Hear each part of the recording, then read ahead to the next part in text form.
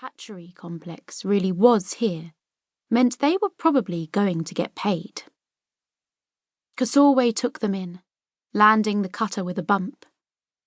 The crater was every bit as deserted as it seemed, a shallow bowl of dull stone sheltering the complex. The hatchery was even bigger than it had looked from the air, a cathedral of white marble and blue tile. The blue dome looked more like the sky than the actual sky overhead, which was a streaky yellow-grey. The people of Lost Akentir had been giant serpents, and their buildings were all on a scale to match. The arch in the wall of the complex was 50 feet high. Beyond its cool shadow, sunlight pooled in a courtyard just as enormous.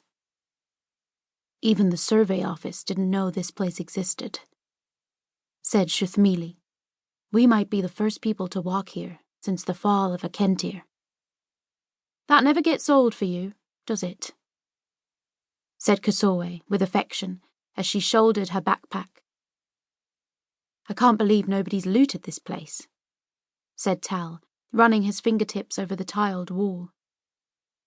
The tiles were a brilliant sea blue, minutely patterned with a design of interlocking spirals. Even these would sell, he added, tapping one. People would love it. Do up your dining room with some genuine snake rubbish. Tal was Csorwe's oldest friend and oldest enemy. Next to each other they made a perfect contrast. Csorwe was only just taller than Shuthmili, square and compact.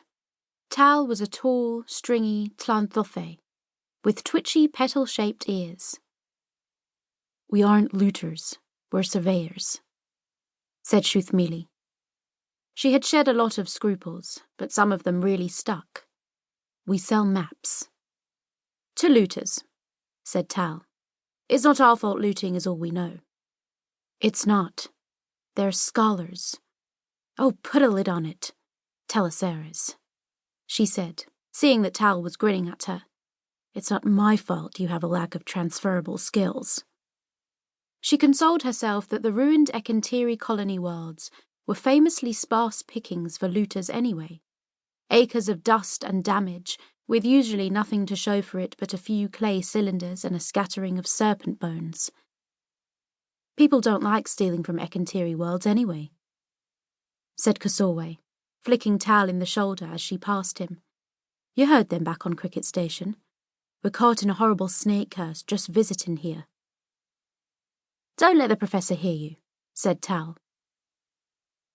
I'm fairly certain Professor Tvulin would think a horrible snake curse was the most exciting thing that had ever happened to her, said Shuthmili. Speak of the devil, muttered Tal, as Professor Tvulin's minuscule cutter landed beside theirs. The engine puttered out, engulfed by the immense encompassing silence of the dead world. Tvulin was their client, an elderly historian from a university in distant Terrasen. She wore a hat with a translucent veil to shield her bone-white hair and skin from the sun.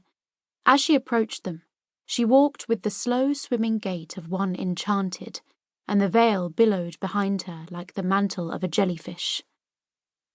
All right, Professor? Need a hand? Said Csorwe, who generally treated Tvulin with the patient, resigned cheerfulness one might use on a fragile relative. No assistance needed, said Tvulin in her small, quiet voice.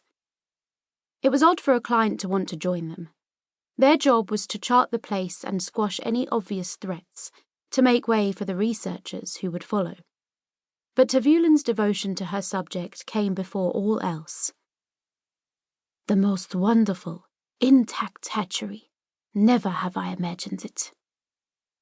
Her Terracene accent became more marked when she was emotional, though she still spoke in little more than a whisper. Shuthmili checked through her notebooks, while Tal and Csorwe counted off their provisions.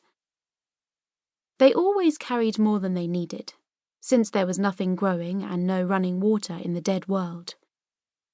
Tvulin, meanwhile, had her own rituals to conduct.